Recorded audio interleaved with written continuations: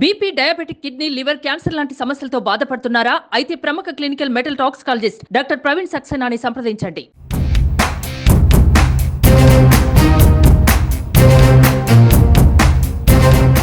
ఏపీలో సార్వత్రిక ఎన్నికలు ముగిసిన తర్వాత తుది పోలింగ్ శాతాన్ని ఎన్నికల సంఘం ప్రకటించింది. ఎన్నికల్లో తుది పోలింగ్ శాతం 80.66గా ఎన్నికల కమిషన్ ప్రకటించింది. అయితే పోస్టల్ బ్యాలెట్ ఓట్లు 1.1% మేర నమోదు కావడంతో వీటిని కూడా కలుపుకుంటే మొత్తంగా 2024 సార్వత్రిక ఎన్నికలలో 81.76% మేర నమోదైనట్టుగా తేల్చారు. ఈవీఎంలలో పోలైన ఓట్లను పోస్టల్ బ్యాలెట్ల ద్వారా పోలైన ఓట్లను కలిపి లెక్కిస్తే ఈ గణాంకాలు తేలాయి.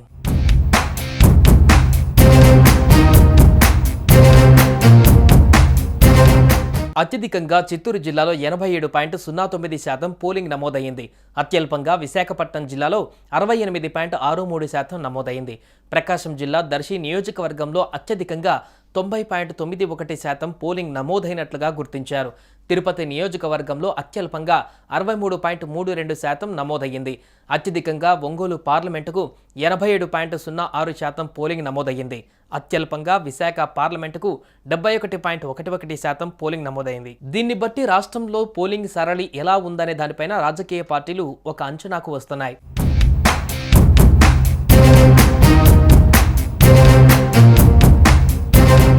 ఇక జిల్లాల వారీగా పోలింగ్ శాతాన్ని ఒకసారి చూద్దాం. అల్లూరి జిల్లాలో 70.20%, అనకాపల్లి 83.84%, అనంతపురం జిల్లా 81.08%, అన్నమయ్య జిల్లాలో 77.83% పోలింగ్ నమోదైంది. బాపట్లలో 85.15%, చిత్తూరులో 87.09%, కోనసీమలో 83.84%, తూర్పుగోదావరి జిల్లాలో 80.93% పోలింగ్ నమోదైంది.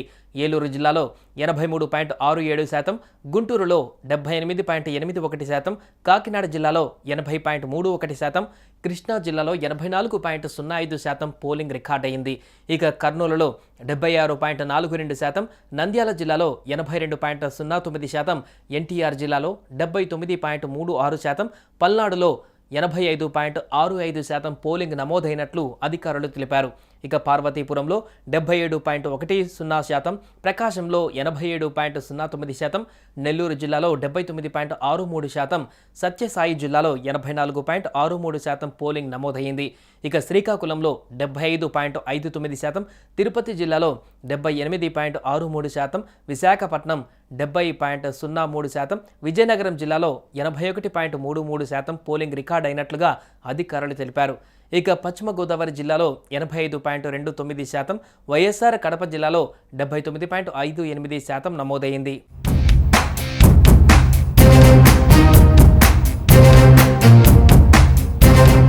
ఏపీలో భారీగా ఓటర్లు పోలింగ్ కేంద్రాలకు తరలివచ్చి ఓట్లు వేయడంలో ఈసీ పాత్రతో పాటు రాజకీయ చైతన్యం కూడా పెరగడం కారణంగా కనిపిస్తుంది. మరోవైపు గెలుపుపై అటు వైసీపీ, ఇటు టీడీపీ, జనసేన, బీజేపీ కూటమి పార్టీలు ధీమా వ్యక్తం చేస్తున్నాయి. ఏపీలో ఓటింగ్ శాతం రికార్డు స్థాయిలో పెరగడంతో ఈ పరిణామం తమకే అనుకూలమని అధికార వైసీపీ చెబుతుంటే, తామే ఖచ్చితంగా గెలుస్తామని విపక్ష కూటమి బలంగా విశ్వసిస్తోంది. సంక్షేమ పథకాలు తమను గెలిపిస్తాయని వైసీపీ చెబుతుంటే, 5 ఏళ్లలో అధికార పార్టీ చేసిన దాడులు, దౌర్జన్యాలపై ప్రజలు విసిగిపోయారని టీడీపీ నేతలు అంటున్నారు. ఇలా ఇరు పార్టీల వాదన నేపథ్యంలో ఓటింగ్ శాతం పెరగడం ఎవరికి అనుకూలిస్తుందనేది చర్చనీయాంశంగా మారింది. మొత్తంగా ఈ ఎన్నికలలో విజయం తమదేనని రెండు పార్టీలు ఘంటాపథంగా చెబుతున్నాయి. అయితే ఓటర్ తీర్పు ఎలా ఉండబోతుంది అనేది తేలాలంటే జూన్ 4న వెలువడే ఫలితాల వరకు వేచి చూడాల్సిందే.